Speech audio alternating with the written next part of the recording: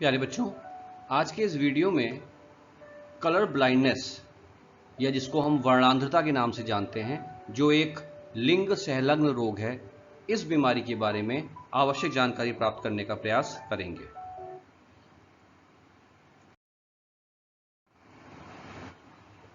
Colour blindness या वर्णांधता को कुछ और नामों से भी जाना जाता है।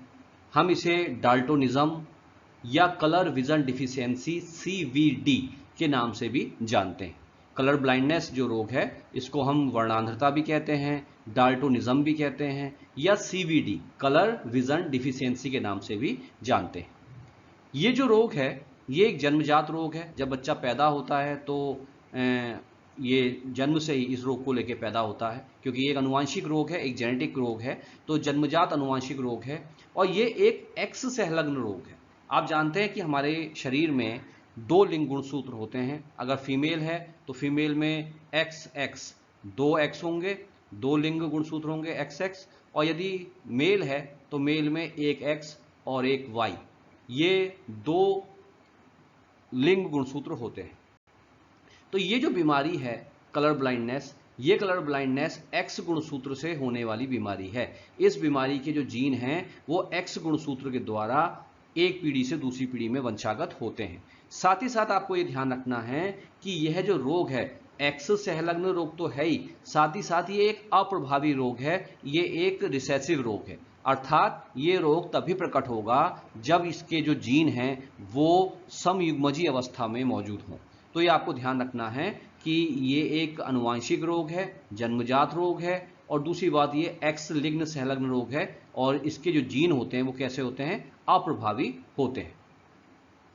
है क्या ये? देखिए, ये एक आंखों का रोग है, एक आइज का रोग है, और इसमें रोगी क्या करता है, एक या अधिक रंगों के बीच जो है विभेद नहीं कर पाता, एक से अधिक रंगों का बोध नहीं कर पाता। आप बात समझ रहे हैं? अगर उसको आप कुछ रंग दिखा दें तो उन रंगों के बीच में डिफ्रेंशिएशन नहीं कर पाता। इस रोग के लक्षण यही हैं। लेकिन मुख्यतः जो व्यक्ति है वो लाल और हरे रंग के बीच में विभेद नहीं कर पाता। कलर ब्लाइंडनेस का जो पीड़ित व्यक्ति है, वैसे तो वो विभिन्न रंगों के बीच में विभेद नहीं कर पाएगा, लेकिन मुख्यतः जो है लाल और हरे रंग के बीच में वो बिल्कुल भी विभेद नहीं कर पाता। यहां तक कि जिन रंगों में लाल या हरे रंग का अंश भी मौजूद है, उनके बीच में भी कलर ब्लाइंडनेस से पीड़ित व्यक्ति विभेद नहीं कर सकता। सबसे पहले एक वैज्ञानिक थे हॉर्नर, जिन्होंने इस रोग की खोज की थी, और ये बहुत कॉमन रोग है। आप ये मान लीजिए कि लगभग 250 मिलियन लोगों में ये रोग मौजूद है। साथ ही साथ आपको ये भी पता होना चाहिए कि इस रोग से अधिकतर पुरुष पीड़ित होते हैं। ऐसा नहीं है कि महिलाएं पीड़ित नहीं होती, लेकिन अगर आप संख्या देखेंगे तो अधिकतर पुरुष जो है इस रोग से ज्यादा पीड़ित होते हैं।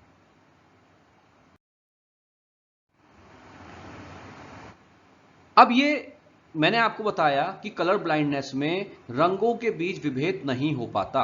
ऐसा क्या है, हमारी आंखों में ऐसा क्या है, किस प्रकार से हमारी आंखें रंगों के बीच में अंतर करती हैं, थोड़ा बहुत इसको हम समझने का प्रयास करते हैं। देखिए, हमारी आईज में कलर को विभेदन करने की जो क्षमता है, उसमें शंकुओं की महत्वपूर्ण भूमिका होती है, कोन्स की महत्वपूर्ण भूमिका होती है। अब प्रश्न उठता है कि कोन्स क्या है, शंकु क्या है? तो देखिए, आपकी आंखों की जो रेटिना होती है, उसके अंदर दो प्रकार की कोशिकाएं पाई जाती हैं, एक शलाका और दूसरी शंकु। शलाका जिसको हम रॉड्स कहते हैं और शंकु जिसको हम कोन्स कहते हैं। दो प्रकार की कोशिकाएं हमारी रेटिना में पाई जाती हैं। दिन की रोशनी में देखने के लिए ये शंकु या कोन्स जो हैं आपके क्या होते हैं, जिम्मेदार होते हैं, उत्तरदायी होते हैं। इन शंकुओं में 3 प्रकार की कोशिकाएं पाई जाती हैं। शंकुओं में 3 प्रकार की कोशिकाएं पाई जाती हैं, और हर कोशिका जो होती है एक विशेष प्रकार की प्रकाश तरंग दैर्घ्यता के लिए संवेदनशील होती है। मैंने आपसे कहा 3 प्रकार की कोशिका। एक कोशिका ऐसी होगी जो हरे रंग के प्रकाश तरंग दैर्घ्य के लिए संवेदनशील होगी।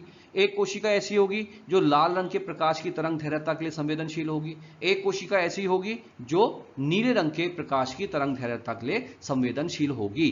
तो ये 3 प्रकार की जो कोशिकाएं हैं वो सामान्यतः लाल, नीले और हरे, इन रंगों की प्रकाश तरंग धैर्यता के लिए संवेदनशील होती हैं। भाई ये जो 3 कोशिकाएं हैं अगर अलग अलग कलर के लिए संवेदनशील होंगी तभी तो आइडेंटिफाई करेंगे कि आपकी आंखों में कौन से रंग का प्रकाश आया।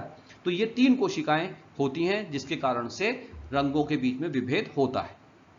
वर्णांधता जब किसी व्यक्ति को होती है तो इन्हीं शंकुओं में, इन्हीं कोन्स में डिफेक्ट आ जाता है, दोष आ जाता है, और जिस कारण से संवेदनशीलता जो होती है रंगों के प्रति वो क्या हो जाती है, कम हो जाती है। रेटिना की शंकु कोशिका में जब रंगों के लिए संवेदनशील वर्णक की कमी हो जाती है तो ये रोग पैदा हो जाता है।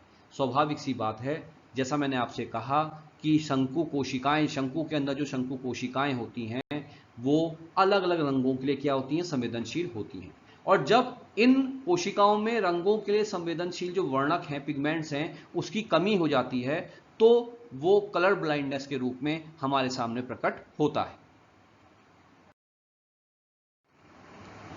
अब देखिए, मैंने आपसे कहा कि जब किसी व्यक्ति में कलर ब्लाइंडनेस होता है तो उसके शंकुओं में खराबी आ जाती है, उसके शंकुओं में डिफेक्ट आ जाता है। और डिफेक्ट क्या आता है कि उसकी शंकु जो कोशिकाएं हैं, जो 3 शंकु कोशिकाएं होती हैं, उन शंकु कोशिकाओं में जो वर्णक होते हैं, जो संवेदनशील वर्णक होते हैं, वो डिफेक्टिव हो जाते हैं। तो प्रश्न ये उठता है कि शंकु कोशिकाओं में कौन से वर्णक पाए जाते हैं। तो देखिए, 3 प्रकार के वर्णक होते हैं। जो कोशिकाएं हरे रंग के लिए संवेदनशील होती हैं उनमें क्लोरोलैब वर्णक पाया जाता है। जो कोशिकाएं आपकी लाल रंग के लिए रेस्पॉन्सिबल होती हैं उनमें एरिथ्रोलैब पाया जाता है। और जिन कोशिकाओं में नीले रंग के प्रति संवेदनशीलता पाई जाती है उनमें साइनोलैब नामक वर्णक पाया जाता है। 3 कोशिकाएं हैं। जो कोशिका हरे रंग के लिए संवेदनशील है उसमें क्लोरोलैब, जो कोशिका नीले रंग के लिए संवेदनशील है उसमें साइनोलैब, और जो कोशिका लाल रंग के लिए संवेदनशील है उसमें एरिथ्रोलैब नामक वर्णक पाए जाते हैं। और जब किसी व्यक्ति में बीमारी होती है तो यही वर्णकों की कमी हो जाती है, और इन वर्णकों की जब कमी होती है तो आपकी शंकु कोशिकाएं रंगों के बीच में विभेदन नहीं कर पाती। अब वर्णांधता आपकी देखिए 3 प्रकार की है, क्योंकि जब आपके कोशिकाएं, शंकु कोशिकाएं 3 प्रकार की हैं तो वर्णांधता भी 3 प्रकार की है। पहली वर्णांधता कहलाती है प्रोटोनोपिया। पहली वर्णांधता क्या कहलाती है? प्रोटोनोपिया।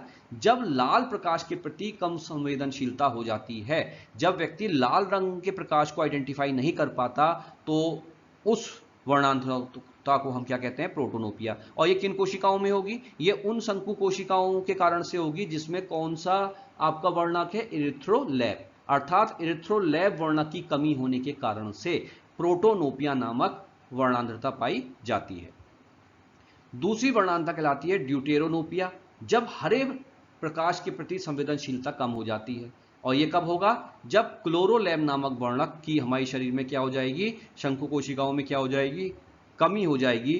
तो ड्यूटेरोनोपिया नामक जो है वर्णांधता होगी, और इस वर्णांधता में क्या होगा कि हम हरे रंग के प्रकाश को आइडेंटिफाई नहीं कर पाएंगे। और तीसरी वर्णांधता होती है ट्राइटोनोपिया।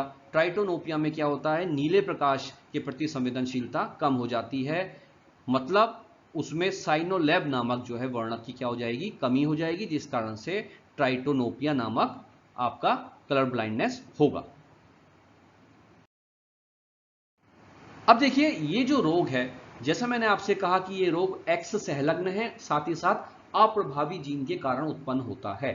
अर्थात वर्णांधता के जीन एक्स गुणसूत्र पर पाए जाते हैं, और चूंकि वर्णांधता को हम कलर ब्लाइंडनेस कहते हैं, इसलिए जिस एक्स गुणसूत्र में ये जीन होगा, हम क्या करेंगे? उस एक्स के टिप पर एक सी दिखा देते हैं। एक्स के ऊपर हम एक सी लगा देते हैं। ये डिनोट करता है कि ये जो एक्स गुणसूत्र है, ये जो एक्स गुणसूत्र है, इसमें कलर ब्लाइंडनेस का जीन क्या है? मौजूद है। तो ये ध्यान रखिए कि कलर ब्लाइंडनेस एक एक्स संलग्न रोग है, एक अप्रभावी जीन के कारण से ये रोग होता है। और इसको डिनोट करने का तरीका क्या है कि एक्स गुणसूत्र के ऊपर हम सी प्रकट कर देते हैं। अब देखिए, एक बहुत महत्वपूर्ण बात जो आपको पता होनी चाहिए, हमारे शरीर में 2 लिंग गुणसूत्र पाए जाते हैं। जैसे मैंने आपसे कहा, अगर फीमेल है तो उसमें 2 एक्स होंगे, और अगर मेल है तो उसमें 1 एक्स और 1 वाई होगा। मैंने आपसे कहा कि यह एक्स संलग्न रोग है, अर्थात ये एक पीढ़ी से दूसरी पीढ़ी में एक्स गुणसूत्र के द्वारा ही जाएगा। फीमेल में 2 एक्स होते हैं। अब यह संभावना हो सकती है कि फीमेल के दोनों एक्स इस बीमारी से क्या हो जाए, ग्रसित हो जाए। मतलब दोनों जो एक्स गुणसूत्र हैं उसमें कलर ब्लाइंडनेस का जीन मौजूद हो। या ये संभावना हो सकती है कि दो एक्स में से किसी एक एक्स में जो है कलर ब्लाइंडनेस का जीन मौजूद हो। या ये भी संभावना हो सकती है कि दोनों एक्स में से किसी भी एक्स में इस बीमारी का कोई भी जीन मौजूद ना हो। क्योंकि एक्स संलग्न रोग है तो तीन संभावनाएं फीमेल में बन सकती हैं, तीन प्रकार का जीनोटाइप फीमेल का हो सकता है। एक स्थिति जिसमें दोनों एक्स बीमार हो, एक स्थिति जिसमें एक एक्स बीमार हो, और एक स्थिति जिसमें दोनों में से कोई भी एक्स बीमार ना हो। तो यदि दोनों एक्स में कलर ब्लाइंडनेस का जीन नहीं है तो ऐसी फीमेल होगी सामान्य, स्वस्थ होगी, इसमें कलर ब्लाइंडनेस का कोई रोग आपको दिखाई नहीं देगा।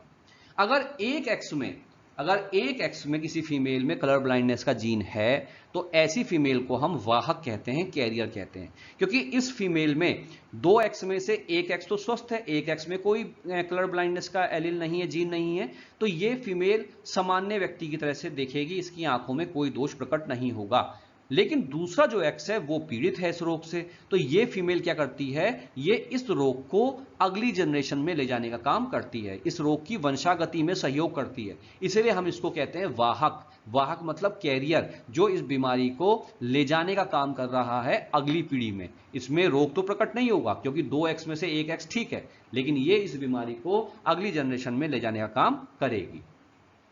अब तीसरी महिला ऐसी हो सकती है जिसके दोनों एक्स बेचारे बीमार हैं, दोनों ही एक्स में कलर ब्लाइंडनेस का जीन मौजूद है, तो ऐसी फीमेल तो हीमोफीलिया कलर ब्लाइंडनेस रोग से क्या होगी, पीड़ित होगी ही होगी। तो ये ध्यान आपको रखना है कि अगर फीमेल में दोनों एक्स स्वस्थ हैं तो फीमेल स्वस्थ होगी, अगर एक एक्स बीमार है तो वाहक होगी, अगर दोनों ही एक्स बीमार हैं तो ऐसी फीमेल क्या होगी, वर्णांधता रोग से पीड़ित होगी। तो फीमेल में तीन प्रकार का जीनोटाइप संभव है।